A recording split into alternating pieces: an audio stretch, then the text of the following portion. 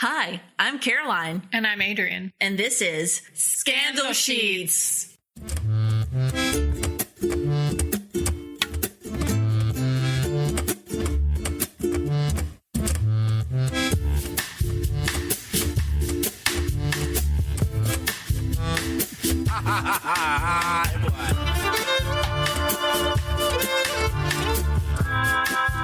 Hello and welcome to Scandal Sheets, the podcast that explores the scandals of history along with the people and places associated with it. I am your host, Caroline. And I'm Adrienne.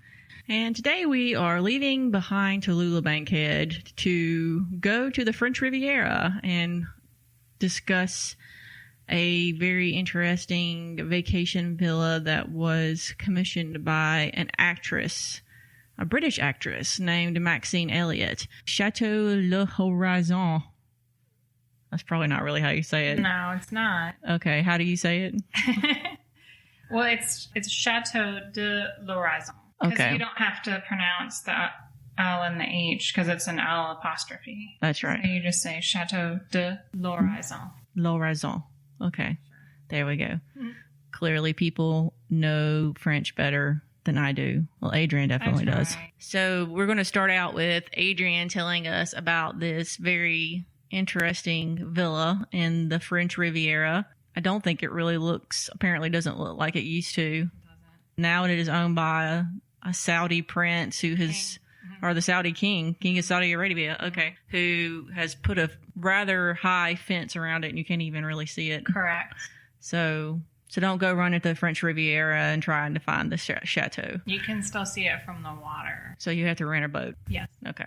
Which apparently is what you want to do when you go to the French Riviera. I think so. I think that's really a priority.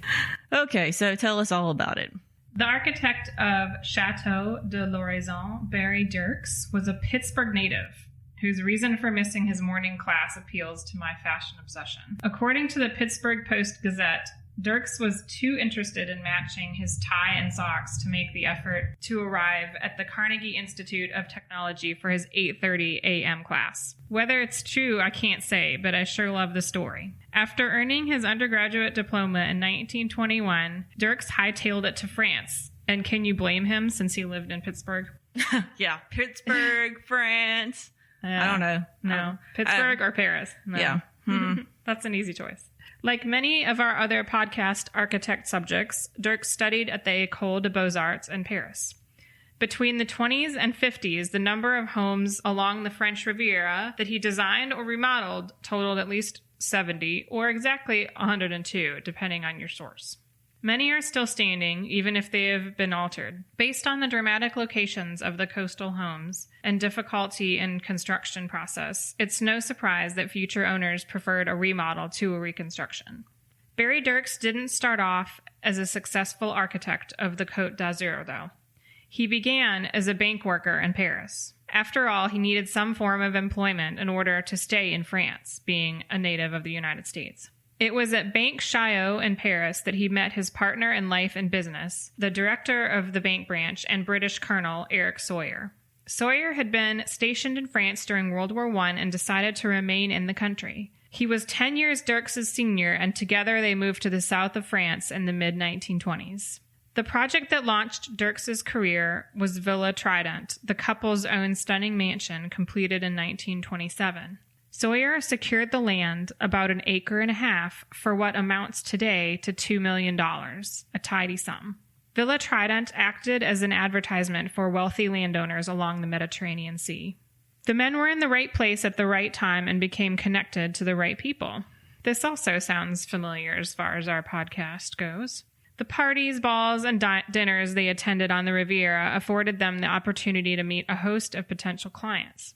Additionally, Sawyer wasn't the only influential man that Dirks had met in Paris. They both became friends with Somerset Maugham and Noel Coward. Lucky for the couple, Maugham employed the talents of both of them to reimagine his villa called La Moresque, a stunning Moorish-style complex built around 1900 in Saint-Jean-Cap-Ferrat, just east of Nice. Maugham lived there until his death in 1965. La Moresque is still standing today and has been converted into a luxury hotel while preserving its historic integrity.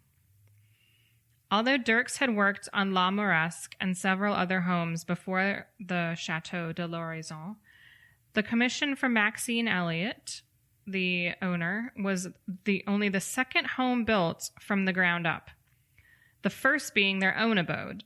The others were modifications to existing residences.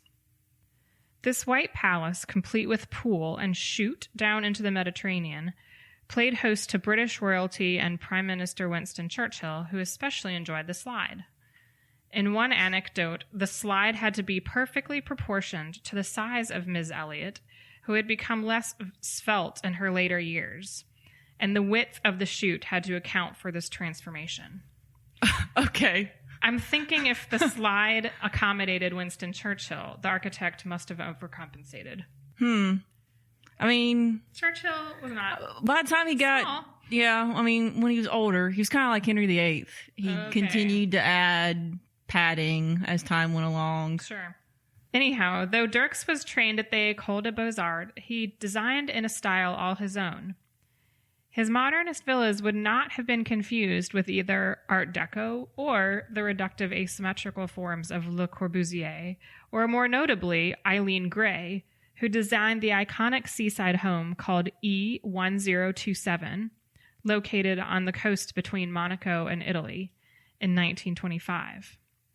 The south of France was coming around to the new modernist tradition, and Dirks's new constructions of the early 30s reflected this shift while respecting the natural context of each site and using a variety of historical precedent to create modern villas that reflected the time. Thanks to impressive locations and famous clients, most of Dirks's commissions are worthy of discussion. But for the sake of an efficient podcast, I'm going to discuss the first villa he designed, as well as the one where Caroline's scandal took place. Or rather, the scandal you will talk about, not your personal scandal, which we will never talk about on the podcast. Yes, I am a woman of mystery. There are many. Yes, so many scandals. I'm such a scandalous person. Mm-hmm. There were certainly aesthetic similarities between Dirks and Sawyer's Villa Trident and Chateau de L'Horizon. Both are situated on a rock outcropping overlooking the sea. The frequently full Chateau de L'Horizon was described as follows, quote, "The gleaming low white villa was set into the rocks behind it, as though it belonged there, and guests who glanced out of the windows or stepped onto the private balcony of their bedroom would get the impression that it was almost hanging over the blue sea." The swimming pool, considered the best on the Riviera, was housed in a basin blasted out of the rocks and featured a water chute so that bathers could slide down into the sea below and swim to a raft tethered just offshore. The huge terrace between the house and the pool was the center for most of the entertainment, and at each end a curved stone staircase descended to the pool. The chateau was a symmetrical flat-roofed composition with semicircular arches at the guest balconies and arcaded loggias at the second floor. The first floor, French doors opening out onto the entertaining terrace, were squared off. The hardscaping stepped down to the sea through well-designed and thoughtfully located staircases, reflecting the rhythm of the main mass of the house. There were also semicircular arches at the pool level, which contained the garden rooms and gardens. The first and entry floors contained reception rooms and service areas, and the upper floor had 10 guest bedrooms and 7 bathrooms. It was a simple and impressive design with ample outdoor space for entertaining the wealthy and debaucherous guests. Swimming pools were a luxury Dirks convinced his clients they needed, and who can imagine a villa on the Côte d'Azur without one? Of course, the chateau was possibly the only pool with a perfectly designed chute into the sea, flanked by steps. It was as sculptural as it was functional, and luckily, the fun had there was well documented. Dirks and Sawyer's Le Trident was a blend of modern, Mediterranean, Moorish, and classical styles that showcased Barry's architectural talents, while Eric Sawyer acted as manager, surveyor, and landscape designer. Whereas the chateau was just off the main coastal thoroughfare, the entry to Le Trident was more dramatic and effortful. Author Maureen Emerson describes the villa this way, quote, "One entered by a simple gate from a slip road off the Corniche door at Miramar and descended around 30 steps to reach the house entrance, with its paneled double front door framed in stone and heavily nailed in the provincial style. The door handle was in the shape of a sinuous sea creature in bronze, the keyhole underneath framed by the head of a sea nymph flanked by 2 fishes. The door opened onto an upper floor of 7 bedrooms and 5 bathrooms. Over the narrow bedroom corridor and the top of the stairs were Barry's exquisite arched and grooved ceilings. Starkly white, the contrast with the black tiled floor below was dramatic, while above the stairhead a Moorish lamp hung from the center of a star-shaped vaulting. Living quarters were on the lower floor. Along with the office the couple would use for so many years, there was a library and a large and spacious salon to be furnished in English style with comfortable sofas and armchairs. From here, French windows opened onto a dining loggia, the salon d'été, with 3 arches supported by columns, giving onto a large terrace looking over the rocks and sea far below. A small star-shaped pool was inserted into the curve of the terrace, into which guests, in the spirit of the Trevi Fountain in Rome, would fling coins and hope they would return. At a critical time in the future, this act would gain a more than usual poignancy. The whole house was rendered white, startling against its background of red rocks. The view was spectacular. To the east lay Cannes, where, at night, a necklace of twinkling lights, like miniature diamonds, lit up the long promenade of the Cote. To the west, the vast expanse of sea was interrupted by the headland of Cap Rouge. And very rarely, immediately ahead and with the right atmospheric conditions, one could just see the island of Corsica, 170 kilometers distant. A very long, rather tortuous flight of narrow concrete steps was built below the house, winding its way steeply down the hillside before reaching the 2 secluded coves where the sea foamed around the fingers of rocks. When it was all completed in 1926, Barry was 27. It was an extraordinary achievement. Not only was it the first house he had ever designed, it was situated precariously on a ledge on a steep cliff, looking as if it was preparing to fling itself down into the sea. They named their villa Le Trident and carved an emblem of the 3-pronged spear into the keystone above the front door. So Villa Trident, or Villa Trident, is still in existence today. It was purchased in 2011 and renovated by a firm called 4A Architekten. But whether you lament its renovation or applaud its modern updating is, of course, a matter of personal taste. Interior walls were removed to create an open floor plan, and photos show a clean white interior with stark museum-looking spaces. Maureen mentioned black tile in her description of the interior. However, the photos of the public spaces show wood floors now. The exterior was restored and appears much as it did when it was completed, except for the balustrades at the balconies and parapet. The heavier masonry balusters were replaced with thin metal ones. It's encouraging that the footprint didn't change, and when viewed from the sea, the villa's bright white facade and green shutters complement the red rock face and surrounding vegetation. And now for something not so scandalous. Stay tuned for more scandal sheets after the break. And now, back to the show.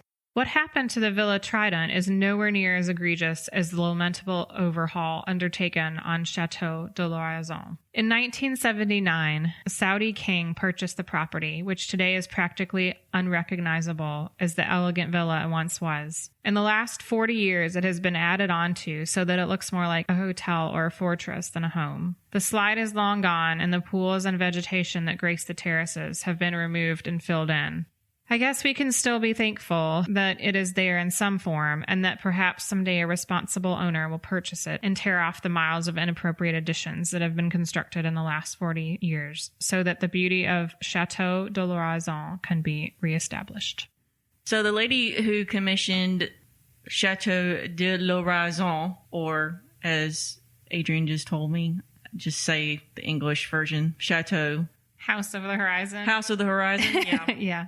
We'll stick with that. That's fair enough. Was a woman by the name of Maxine Elliott. She was an actress, and a very popular actress in the late 19th, early 20th century. And she had your typical interesting actress life. Well, she's a stage actress, more or less. So she was very popular in London, sort of like we discussed with Tallulah Bankhead. Oh. And was